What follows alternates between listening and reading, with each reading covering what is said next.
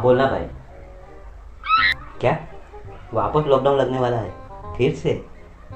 देख भाई, मैं अब्रॉड जाऊंगा, मतलब जाऊंगा, चाहे लॉकडाउन लग जाए, और बहुत सारा पैसा कमाऊंगा, बहुत सारा। उसके बाद अपनी मम्मी पापा को लेकर मेरी लाइफ सेट करूंगा, लाइफ सेट। बेटा, कहाँ पे जाने की बात हो रही है? मम्मी, अब्रॉड जाऊंगा, अब्रॉड, और बहुत सारा पैसा कमाऊंगा, बहुत सारा। उसके बाद आप लोगों को भी लेके जाऊंगा ना अब्रॉड में।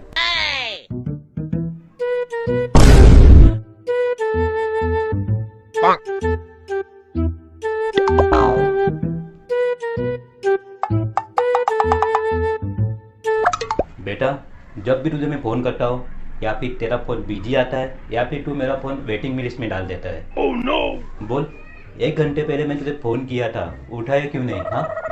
अरे पापा, उस टाइम पे मैं दोस्त से एक ज़रूरी बात कर रहा था, भूल गया। क्या बेटा, मेरे से भी इतना ज़्यादा ज़रूरी? ऐसी कौन सी बात है? चलो ठीक है, मानता हूँ तू बिजी था, लेकिन उसके बाद तूने मुझे कॉल बैक भी किया नहीं, इतना भी जरूरी नहीं समझा तू? वीनू, अब क्या बोलूँ? हमारा बेटा इतना बड़ा हो गया है कि उसे ये भी नहीं पता कि 1 घंटे पहले मैंने उसे क्यों कॉल किया था और मेरे साथ क्या क्या हो गया। तुझे पता है, 20 सड़क पे मेरी स्कूटर खराब हो गई थी। oh, no! और इस नालायक को मैं 10 बार कॉल किया, लेकिन इसने फ़ोन ही नहीं उठाया। एक तो फ़ोन उसका बिजी आ रहा है, और उसे ये भी दिमाग में नहीं आया कि ये कॉल बैक करे कि पापा इतना इमरजेंसी में क्यों फ़ोन करे।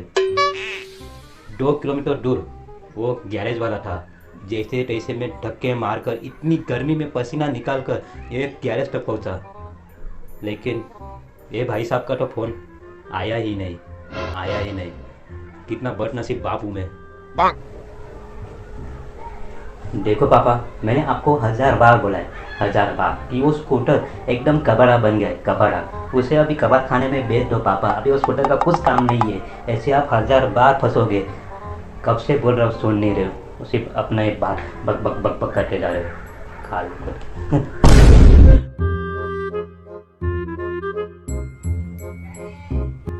आप क्या सोच रहे हो? क्या सोचूं? इसको देख के मेरे बचपन की याद आ रही। जब मैं छोटा था, मैं भी ऐसे एक छोटे से खिलौने के लिए जीप पे लड़ चुका था अपने पापा के साथ, और पापा ने मुझे वो चीज़ नहीं दिलाई। आज पता चल रहा है कि कितना बड़ा दुख होता है जब अपना ही बच्चा हमें ऐसा शब्द बोलता है। लेकिन मेरे पापा तो मेरे पापा थे। जब भी मैं स्कूल जाता था, मुझे बाकी के बच्चे लोग मुझे चिढ़ाते थे, तो मैं घर में आके उदास बैठा रहता था, और पापा पहचान जाते थे, और पापा मुझे कुछ ना कुछ बहाना करके एक तो आइसक्रीम खिलाने लेके आते थे, या फिर मेरे साथ मस्ती करते थे ताकि मैं सब बातें भूल जाऊँ। उसके बाद मैं बड़ा हुआ, कॉलेज में गया, तो कॉलेज में भी ऐसे बहुत सारी चीज़ें होती थी और मेरा मन दुखता था।